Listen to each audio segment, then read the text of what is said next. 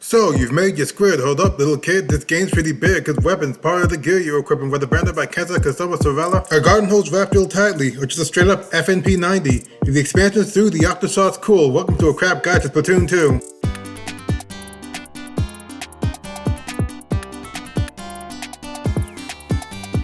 Ballpoint Splattering, really weird gun. You've got fast shots when revved up slow, and if social distance rules have been run that can turn together charges to let the ink flow. Or maybe you're more of a flings than main, still modular. If you know how to aim, a substandard roller and rolling or swinging with long range streaks if you jump before flinging. Tentas aren't actually tentacles, more like camping tents that are missing poles or lords have a knack for setting up walls, so I say pretty good at playing tower control. But if going full tank isn't what your team needs, you could go the other way and decide with a mini, rapidly firing your foes admiring how you're wiring, although the charges get tiring. For disruptive types, Undercover's fantastic. The Brilla can protect you when things get drastic. If your life is meant to be a secret agent, there's no better weapon for tricky tactics. Gal guns, though not fan service games, are likely the choice of someone who likes playing other FPS games and looking for more action, or whatever other reason you hate it when people have fun. The Dapple Dualies, who are always in a rush. You've got quick shots, so you handle quite strangely. Your grips for some reason having a task brush. Don't overextend, or your friends will get angry. E-leaders are long-range jerks. Instead of charge times to make them hurt, they get more range when they got a scope effect, but lack peripherals, so campers better watch your six. Tossing a machine, a frontline beast. Group of enemies make quite the feast, but as the leads for what it's worth,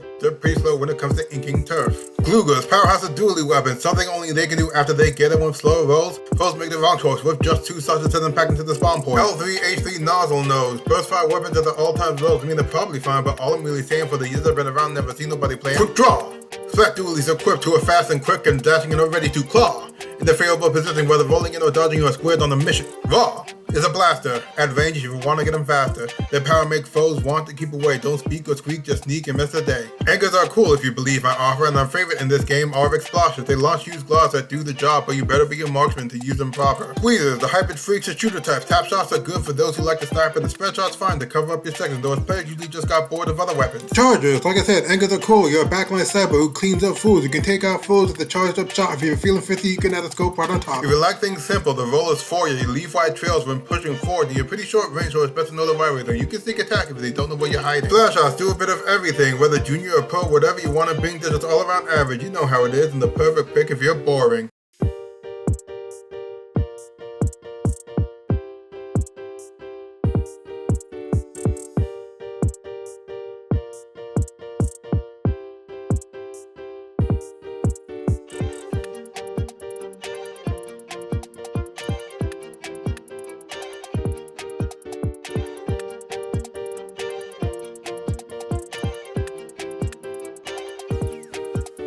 Class blasters, they're all about the gold. Doesn't matter what the bomb is, they'll never get thrown if you aren't in the know, and a whole lot to figure to hold on to the trick and watch the splat count grow. If you're a crafty kid, the carbon's calling. Higher speeds while rolling and excel in the rush. They're ink efficient for all of your drawings. It's a shame they don't fit in because they can't cross. The arrow sprays are annoying little brats. They dart around quick and they like to move and pack, and they shoot a lot of ink, splat you in a blink, but end up out of range if they take a step back. Guess it's gorilla arrow, cause goo tubers keep their charges while swooping for tricky maneuvers. They don't have much range, so you have to stay patient. They pack a real punch and make sure you're good at aiming. Hydra splatlings are monstrous guns. They're ink hungry and leave opponents numb. They move extra slow. You might feel like they're so far, but at a full charge, they'll wipe out a whole squad. Wanna throw a lot of ink? The slosher's a bucket. Straight up bucket. Literally just a bucket. OG for the range roller tries for a rushing run of ink, and you think it's still just a bucket. Dig deep ditches with the dynamo. Overwhelm your foes, though you move pretty slow, cause the swinging speed is abysmal. You got range to wipe out the drivel. Otherwise, Luna's fortitudinous and fast, but hard to land the blast with the body suited decks. Don't worry about the pressure, even if your friend's mace off. No one wants to fix it so it's cool, it's on your brain. Keep 2 fans of joy. This splatling is heavy. Fire bursts of ink when your charge is raised. Spin just to win, let loose from near foes, plus the alt like Deco Remix and Hero. N-Zap is a shooter with surprising range. Fires fast with low damage as an author in theory, but a skill player still gets splats. It's to be expected when you're a tier list topper. If you see the game popped in a second, cause you're lacking in armored umbrellas.